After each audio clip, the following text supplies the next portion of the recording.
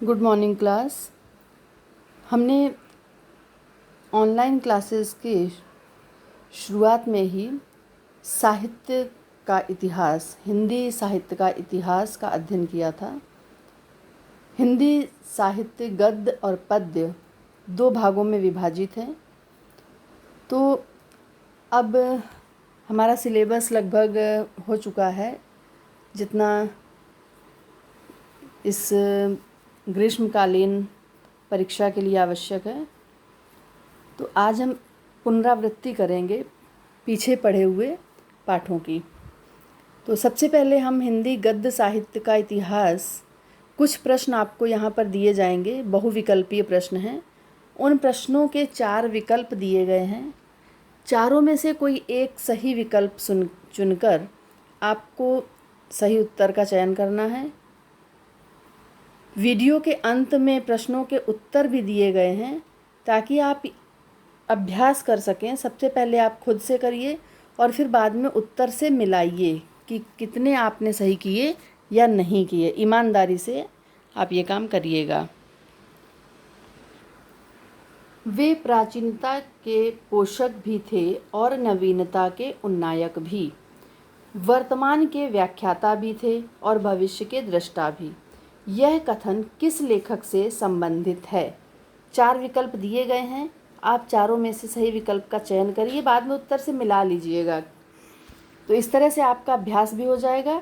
और अगर प्रश्न ये इनमें से कोई भी प्रश्न जो नहीं लिखे हुए हैं तो ये आपके पास प्रश्न भी हो जाएंगे, आप इनको कॉपी में भी लिख सकते हैं। दूसरा है, कवि वचन सुधा और हरिश्चंद्र मैगजीन का संपादन किसने किया? तीसरा प्रश्न, निम्नलिखित में से कौन सा लेखक खड़ी बोली के प्रारंभिक उन्नायकों में नहीं गिना जाता है? अगला, हिंदी गद्य के विकास में भारतेंदु जी का योगदान महत्वपूर्ण है क्योंकि इन्होंने, क्या कारण है? विकल्पों में से चुनकर बताना है। वैदिकी हिंसा हिंसा न भवति किस विधा और शैली की रचना है?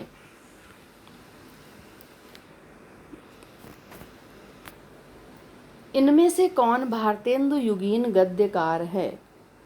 भारतेंदु युग के गद्यकार, गद्य लेखक बताने हैं इनमें से। सत्यार्थ प्रकाश भार एक हिंदी गद्य रचना है, इसके लेखक थे। लेखक का नाम बताना है उसमें। खड़ी बोली, हिंदी खड़ी बोली गद्य साहित्य के जनक माने जाते हैं। सभी को पता होगा इसका उत्तर। भारतेंदु युग के लेखक हैं।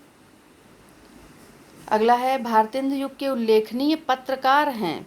कौन थे पत्रकार, ये बताना है आपको।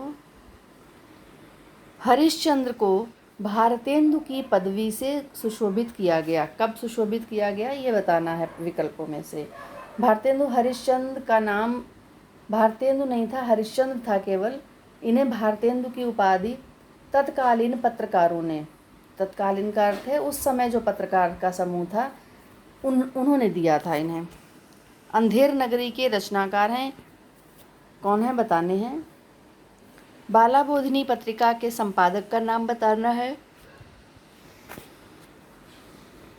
नागरी प्रचारिणी सभा की स्थापना कब हुई ये बताना है। हिंदी का प्रथम यात्रा वृत्तांत सरयू पार की यात्रा किसके द्वारा लिखा गया? और विकल्प दिए गए हैं। कौन सा किस प्रश्न का सही उत्तर है, यहाँ से आप मिला सकते हैं। अब इसके पश्चात हम कुछ पद्य के प्रश्नों का अध्ययन करेंगे।